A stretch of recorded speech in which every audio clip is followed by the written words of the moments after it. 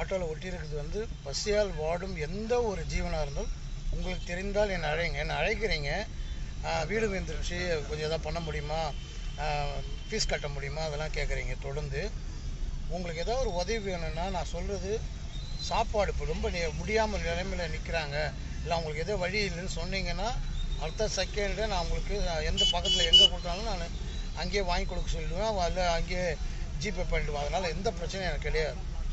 ஆனால் வேறு எந்த உதவியும் இப்போ நான் செய்யலை. உணவு மட்டுமே வழங்குகிறேன்.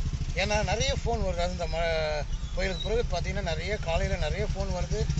இடத்த ஒரு மாதிரி சொல்கிறாங்க, ஆளுக்கு சொல்லிவிட்டு அவங்க போயிடுறாங்க. அங்கே போய் தேடி பார்த்தா இருக்க மாட்டாங்க. ஸோ அது வாட்ஸ்அப் நம்பர் தான் இது. நீங்கள் எதாவது ஒன்றுனா அந்த வாட்ஸ்அப்லேயே எனக்கு மெசேஜ் பண்ணுங்கள். அதை நாங்கள் என்னோடய டீமோ இல்லை நாங்களே யாரோ போய் பார்த்துக்குவோம்.